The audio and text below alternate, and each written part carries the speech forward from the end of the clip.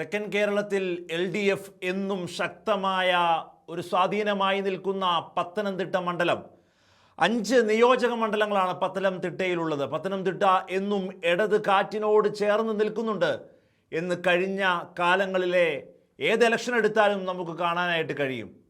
മന്ത്രി വീണ ജോർജും റാന്നിയും ജനീഷ് കുമാർ കോന്നിയിലും ഒക്കെയായി സംഭവബഹുലമായിരുന്നു പത്തനംതിട്ടയുടെ രാഷ്ട്രീയ ചിത്രവും കഴിഞ്ഞ ദിവസങ്ങളിലൊക്കെ.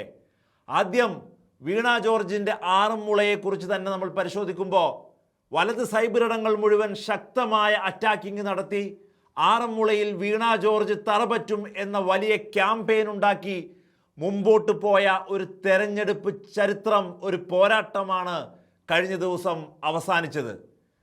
ഏത് രീതിയിൽ നമ്മൾ ആറന്മുളയെ സമീപിച്ചാലും അവിടുത്തെ രാഷ്ട്രീയം നമ്മൾ വിശകലനം ചെയ്താലും ഇത്തവണ UDFന് ഒരു എഡ്ജ് ഉണ്ടാക്കാൻ പറ്റിയിട്ടുണ്ട്. പക്ഷേ കുമ്മനം രാജശേഖരൻ എന്ന് പറയുന്ന BJPയുടെ ശക്തനായ സ്വീകാര്യനായ രാജേട്ടനെ കൊണ്ടെന്ന് അവതരിപ്പിച്ചതോടുകൂടി NSSന്റെ വോട്ടുകൾ മുഴുവനും രാജേട്ടൻ കുമ്മനം രാജശേഖരനിലേക്ക് മാറിയിട്ടുണ്ട് എന്നുള്ള ഒരു അവലോകനത്തിലേക്കാണ് രാഷ്ട്രീയ കേരളം എത്തിപ്പെടുന്നത്. വീണ ജോർജ് ഒരു എഡ്ജ് എടുക്കുന്നു പത്തനംതിട്ടയിൽ ആറന്മുളയിൽ എന്നുള്ളതാണ്. 5000 വോട്ടിന് വരെ ജയിക്കാമെന്ന് അവിടെ ഏരിയ കമ്മിറ്റിയും ജില്ലാ നേതൃത്വങ്ങളും സാക്ഷ്യം വെക്കുന്നതും അതുകൊണ്ട് തന്നെയാണ്. BJPയുടെ ശക്തമായ ഒരു പോരാട്ടവും വോട്ട് നേടലും അവിടെ നടന്നിട്ടുണ്ട്.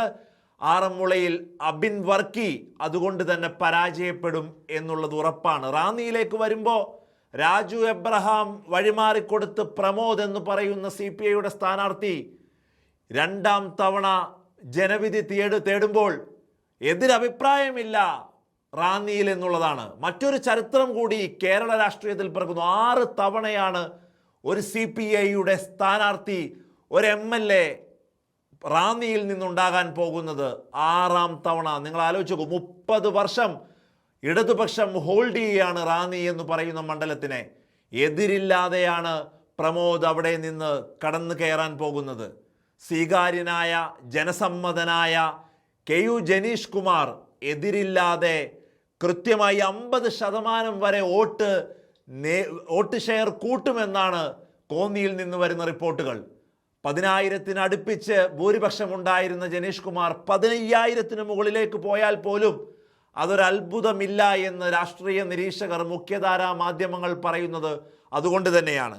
കോന്നിയും റാന്നിയും ആറന്മുളയും LDF ചേർത്ത് പിടിക്കുമ്പോൾ UDFന്റെ വലത് കാറ്റിലേക്ക് ചേർന്ന് പോകുന്ന 2 മണ്ഡലങ്ങൾ. ഒന്ന് അടൂര് ഒരു യുവ സ്ഥാനാർത്ഥിയെ കൊണ്ടുവന്ന് ശക്തമായ പോരാട്ടം അവിടെ ഉണ്ടാക്കാൻ ശ്രമിച്ചെങ്കിലും നമ്മൾ കണ്ടതാണ് രാഷ്ട്രീയ കേരളത്തിൽ ഒരു സ്ഥാനാർത്ഥി നിന്ന് കരയുന്നത്. ഒരു സ്ഥാനാർത്ഥി ഏതൊക്കെ രീതിയിൽ അടവുകൾ പയറ്റാമോ അത് മുഴുവനും പയറ്റുന്നത്. അടൂര് ശക്തമായ ടൈറ്റ് പോരിലേക്കാണ് വന്നിരിക്കുന്നത്. മെയ് 4 വരെ നമ്മൾ കാത്തിരിക്കേണ്ടി വരും അടൂരിൻ്റെ സാരഥി, അടൂര് നെഞ്ചിലേറ്റുന്നത് ആരാണ് എന്നറിയാനായി. തിരുവല്ലയിലും മാത്യു ടി തോമസ് 5 തവണ മത്സരിച്ചിരിക്കുന്നു. 5 തവണ. BJP ഒരു ക്രിസ്ത്യൻ സ്ഥാനാർത്ഥിയെ കൊണ്ടുവരുന്നു. എതിർ സ്ഥാനാർത്ഥി ഒരു ക്രിസ്ത്യൻ സെയിം കാൻഡിഡേറ്റ് തന്നെയാവുന്നു, മാർത്തോമ വിഭാഗത്തിൽ നിന്ന് തന്നെയാകുന്നു. അവിടെ വ്യക്തമായ അഭിപ്രായ സർവേകൾ എടുക്കുമ്പോൾ എല്ലാ മാധ്യമങ്ങളും ഒരു ടൈറ്റ് ഫൈറ്റ് എന്ന് പറയുന്നു. പക്ഷേ ഏറ്റവും അവസാനം ഒരു എഡ്ജ് അവിടെ മാത്യു ടി തോമസിന് നഷ്ടപ്പെടുന്നു എന്നുള്ളതാണ്. വിരസത നിഷ്പക്ഷ വോട്ടർമാർക്കിടയിൽ കാണാൻ കഴിയുന്നു. തിരുവല്ല ഒരു പക്ഷേ വലത് പാളയത്തിലേക്ക് മറിഞ്ഞേക്കാം എന്നുകൂടി അവിടുത്തെ രാഷ്ട്രീയ ചിത്രം പുറത്തു വരുന്നുണ്ട്. 3-2 എന്ന നിലയിൽ പത്തനംതിട്ട വിധി എഴുതിയിട്ടുണ്ട് എന്നുള്ളതാണ് രാഷ്ട്രീയ നിരീക്ഷകരും പറഞ്ഞു വെക്കുന്നത്. തിരുവനന്തപുരത്തും കൊല്ലത്തും ആഞ്ഞടിച്ച ഇടത് കാറ്റ് പത്തനംതിട്ടയിലേക്ക് വരുമ്പോൾ ഒരു വൻമരവും അവിടെ വീഴുന്നില്ല. മാത്യു ടി തോമസും അടൂരിലെ സ്ഥാനാർത്ഥിയും പ്രജി കണ്ണനും ഒരു ടൈറ്റ് ഫൈറ്റ് നേരിടുന്നു എന്നുള്ളത് മാറ്റി നിർത്തിയാൽ 3 മണ്ഡലങ്ങൾ ഉറപ്പിച്ചിരിക്കുന്നു ഇടതുമുന്നണി. അത് റാന്നിയും കോന്നിയും ആറന്മുളയുമാണ് എന്ന് നമുക്ക് കൃത്യമായി കാണാൻ കഴിയും.